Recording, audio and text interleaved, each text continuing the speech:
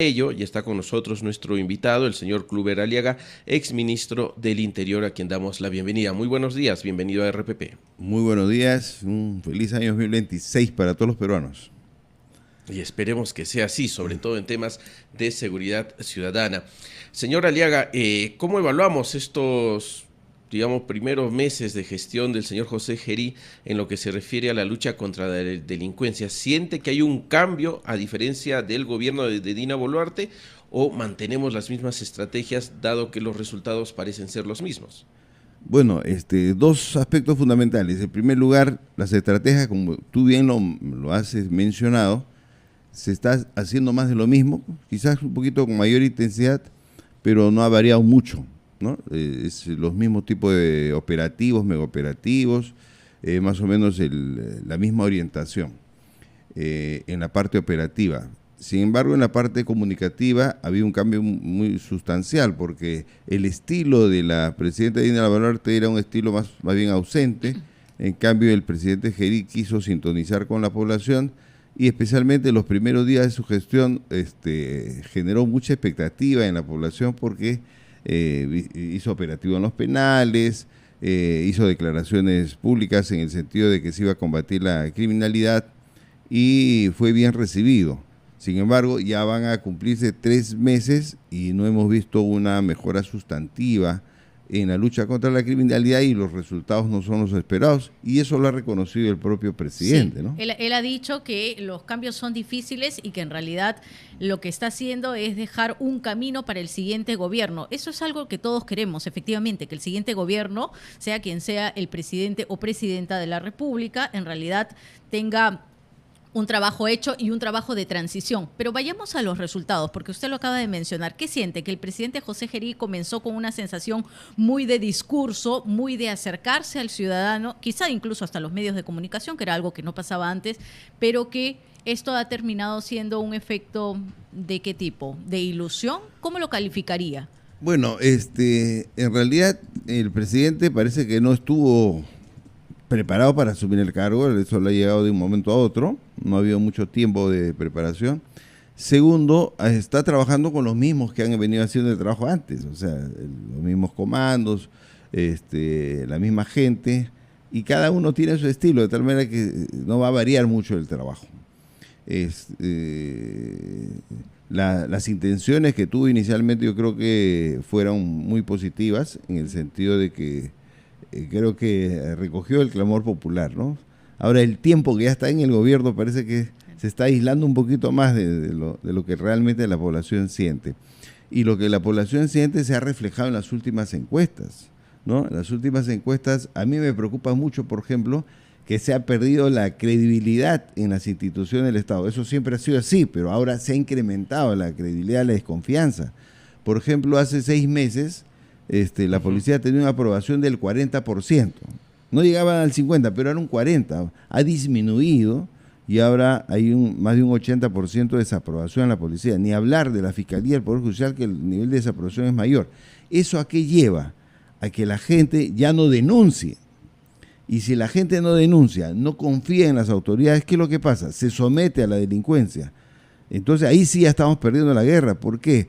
Porque la gente que es víctima de extorsión y secuestro, si no confía en la capacidad del Estado, si no ve efectividad de parte del Estado, se somete, ya no denuncia. Es lo que pasó con las extorsiones de obras civiles, ¿no? De construcción civil, claro, que que prácticamente no hay denuncia, pero todo el mundo paga los cupos, en el sector y eso sería claro, una situación grave. ¿Por qué? Porque estamos fortaleciendo la criminalidad. La criminalidad nunca se conforma, siempre va por más. De tal manera que... Ahora, ¿cómo cambiar esta situación, señor Aliaga? Por lo menos en la percepción de la población. ¿Cómo hacer que el ciudadano empiece de nuevo a ver a la policía como un aliado y no como un agente del cual desconfiar? La única forma en la que la población pueda recuperar la confianza en la ciudadanía es que tiene que ver efectividad de parte de la propia policía en la captura de delincuentes, y también tiene que sentir esa empatía de la ciudadanía que frente a una denuncia la policía se tiene que acercar y acompañarlo hasta la resolución del caso de extorsión. Recordemos que la investigación de los delitos de extorsión no es muy compleja. ¿Por qué? porque el extorsionador tiene que hacerse notar, tiene que dar un número de contacto, tiene que mostrar la cara, el rostro. ¿Pero usted cree realmente que la policía se puede dar abasto en este acompañamiento hasta el final, digamos, del caso? Estoy revisando y hasta hace un mes nada más, según la data oficial, se habían registrado 30.000 denuncias por extorsión a nivel nacional. 30.000 denuncias. Entonces uno como ciudadano se pone a pensar, ¿es realmente viable cuando yo voy, hago mi denuncia y me dicen que me mantenga al tanto o que no haga caso a las llamadas, que vaya informando? Digo, ¿realmente ese policía va a poder seguir mi caso para finalmente yo sentirme tranquilo? Joana, vamos por partes. En principio, una banda domina un territorio y esa banda o esa organización criminal es la responsable de todos los casos de extorsión. Si tú vas a investigar caso por caso, vas a requerir demasiado personal. Pero si tú dices, en esta zona de Caraballo hay una banda, hay una organización criminal que se encarga de todas las extorsiones, tu orientación ¿a dónde va a ser? A esa organización criminal.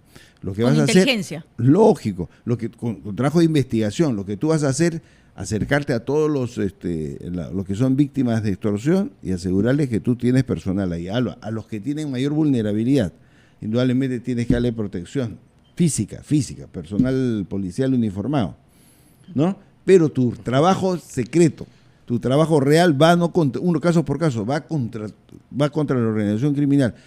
A un extorsionado te podrá proporcionar las características físicas, el horario en el que va, otro te podrá decir inclusive por dónde lo han visto, por dónde vive, ¿no? Y así vas sumando información de tal manera que desbaratas esa organización criminal y resolviste miles de casos de extorsión. Esa es la estrategia. Claro, esa es la estrategia en la cual se debe enfrentar a estas organizaciones criminales. Estamos conversando con el señor Kluber Aliaga, quien es exministro del Interior, sobre la lucha contra la inseguridad ciudadana. El tema de la cantidad de policías también es importante, ¿no? Cada año se habla de un déficit de policías y lo que ocurre es que a veces salen más policías de los que ingresan. Y sobre ese tema vamos a conversar también un poquito después de escuchar a nuestros anuncios. Diciembre del 2025 nos acompañamos Joana Castro y César Espinosa en la conducción y además está con nosotros el señor Kluber Aliaga, exministro del Interior. En el bloque anterior, señor Aliaga, usted hacía mención a, por ejemplo, tener policías investigando y a la par tener policías brindando seguridad a los empresarios o a las personas que son víctimas de la extorsión. Pero para eso necesitamos una gran cantidad de policías. Pero ocurre que, por ejemplo, en Arequipa, en promedio cada año se asignan 80 a 100 nuevos agentes, pero entre policías que pasan al retiro por antigüedad, por salud y por cometer irregularidades son cerca de 200. Entonces, en vez de tener cada año más policías, tenemos menos agentes. ¿Cómo resolver también ese déficit para poder enfrentar la criminalidad? Necesitamos crear más escuelas de suboficiales, las que ya tenemos son suficientes. ¿Cómo podemos superar ese déficit? Bueno, lo que tenemos que hacer es optimizar el uso del recurso humano, ¿no? ¿Y cómo logras eso? Organizándolos, dotándolos de equipamiento. Una cosa, por ejemplo, que hacíamos nosotros era conseguir motocicletas o vehículos de tal manera que 2 efectivos policiales o grupos de 20 efectivos de suboficiales divididos en pequeños grupos de 5 hacían un rastrillaje en toda la ciudad y se notaba una gran presencia policial cuando en realidad no eran muchos. Eran pocos que durante el día podían patrullar cientos de cuadras, lo que no lo puede hacer un policía a pie. Si tú pones, por ejemplo, una pareja de policías a pie, te van a cubrir 2, 3, 4, 5 cuadras. En cambio, si tú tienes a esos policías en motocicleta, ¿no? Ellos te van a cubrir una gran extensión de territorio y pueden patrullar varias veces. De tal manera que solamente con brindarle el equipamiento para mejorar la movilidad y el desplazamiento, estás ganando una gran cantidad de efectivos policiales. Entonces, el número de efectivos de la policía se ha ido incrementando paulatinamente en los últimos años. Ahorita ya superamos los 135.000 efectivos. Hace menos de 5 años éramos menos de 120.000. Es decir, no había un incremento masivo, digamos, porque efectivamente todos los años egresan unos 10.000 policías, digamos, y se van de baja unos 7.000. O sea, claro, el número de nuevos policías es menor. Ahora, y lo que comentaba con Joana era que estos nuevos policías recién necesitan pues complementar su formación teórica con la parte práctica Y eso, ¿A dónde deberían estar designados los nuevos agentes de la Policía Nacional? Porque cuando escuchamos al presidente José Gerí en discursos en los que efectivamente se saluda que lleguen más miembros a esta institución, también uno se pregunta, ok, pero para que estas personas, estos nuevos policías, tengan realmente todas las herramientas necesarias, experiencia, uso de tecnología, sean destacados a algún determinado sector de la policía, no es inmediato. Entonces, no hablemos de cantidad, pero sí de personal efectivo. ¿Cómo debería ser? Bueno, ahí hay un pequeño balance. Cuando tú pierdes, o sea, porque pasan al retiro policías experimentados con conocimiento, la parte operativa, la parte jurídica, la parte administrativa, y son reemplazados por efectivos de reciente egreso que le falta el conocimiento de la experiencia práctica y le faltan muchas cosas que se gana con los años. Entonces, lo que tienes que hacer que esos nuevos tienes que ponerlo de adjuntos de los más experimentados, de oficiales y de suboficiales, de los más calificados, de los mejores que tengas tú en cada unidad, ¿no? Si, por ejemplo, eres comisario, te asignan 5 o 10 suboficiales, tú tienes que seleccionar a tus mejores oficiales y suboficiales antiguos para hacerlos trabajar con ellos de tal manera que sucede ellos, en la policía, para hacer que ellos transmitan sus experiencias a las nuevas generaciones. Eso es Ahora, la pero consigna. eso no indica también que en las escuelas de suboficiales no estamos formándolos adecuadamente para el tipo de criminalidad a la cual ahora enfrentamos. Lo que pasa es que la delincuencia, mira, hay que tener en cuenta, César, la delincuencia es tan variada. Tú de la escuela sales con una formación general, pero en la calle te ordenan que vayas a trabajar, por ejemplo, en la Edilandro, y tu especialización es combatir el delito de tráfico ilícito de drogas nacional e internacional, o te envían a trabajar extorsiones. Entonces tu objetivo es diferente, las modalidades delictivas son distintas. O te envían, por ejemplo, a lo que es trata de personas, es otra modalidad, ¿no? De tal manera que las modalidades delictivas son diversas y variadas. O terrorismo, por ejemplo, es otra forma de actuación, otra doctrina, otro conocimiento, otra experticia. Lo que tenemos que hacer es que estos policías que salen con una formación general en lo que es prevención e investigación se vayan especializando con verdaderos expertos que ya tienen años en esas unidades. Ok, son varios factores. El hecho de que tengan la experiencia, falta logística, falta mejorar el sistema de inteligencia. ¿Deberíamos continuar, en este caso, si está a favor o en contra, en los estados de emergencia que se vienen dando constantemente? Y si la respuesta es afirmativa, en todo caso, ¿por qué no se traduce esto en resultados que nos hagan sentir a los ciudadanos más seguros en nuestras propias calles? Nosotros vemos el reporte de la policía entre enero y octubre y los casos de extorsión de denuncias con cifra exacta son 23.269. Entonces, tenemos estados de emergencia constantes. ¿Funcionan o no funcionan desde su punto de vista? Los estados de emergencia no han funcionado, siempre han sido paliativos. En el Perú hemos llegado a una mala costumbre de declarar estado de emergencia cuando eso no es legítimo, no es legal. O sea, lo legal, lo correcto, lo constitucionalmente legal es que el Estado, el gobierno, brinda los servicios a la sociedad con el pleno respeto de los derechos fundamentales establecidos en la Constitución. Un estado de emergencia limita o restringe esos derechos fundamentales. Es un estado de excepción, es decir, de corta duración. Pero acá ya lo hemos tomado como algo cotidiano y eso está mal.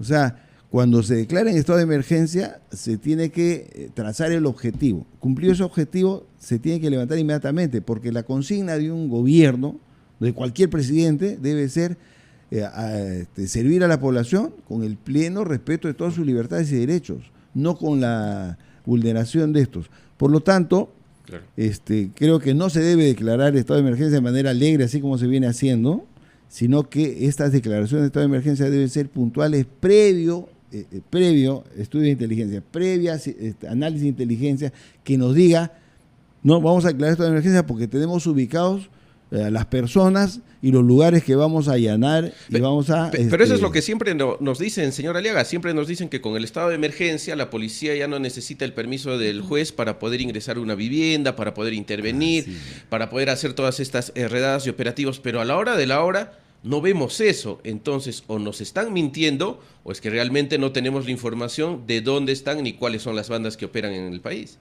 Bueno, es clarísimo que si los resultados no son los esperados, que si el propio presidente ha reconocido de que el plan de seguridad no es el adecuado y que va a presentar un nuevo plan el próximo año, entonces es clarísimo que los resultados no se han dado, la declaración de estado de emergencia no ha funcionado, ¿no?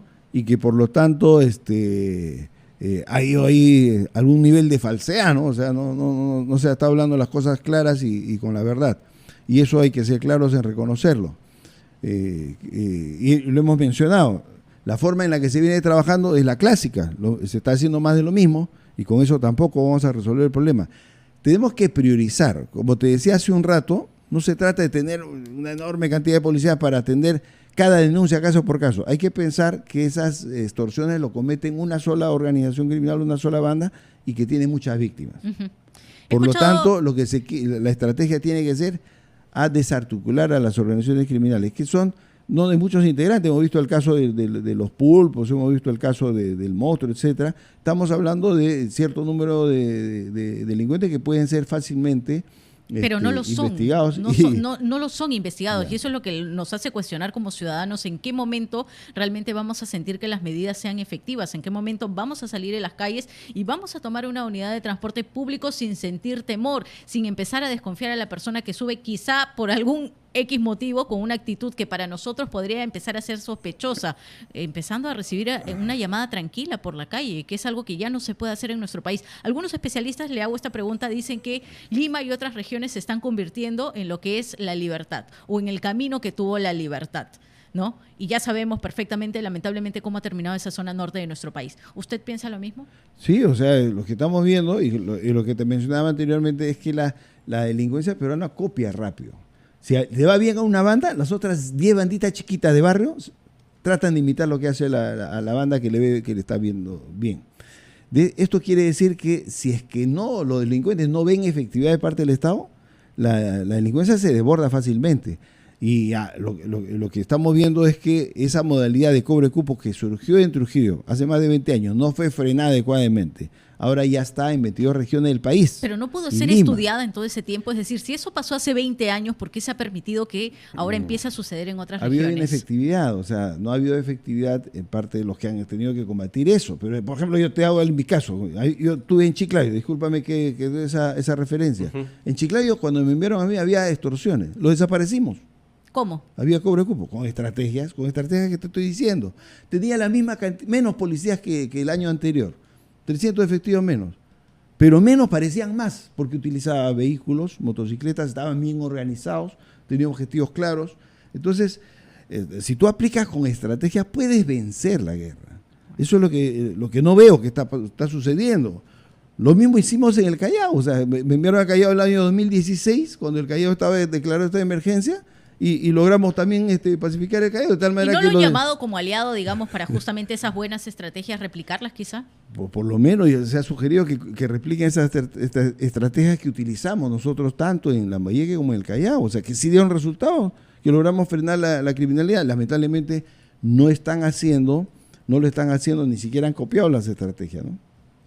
Uh-huh.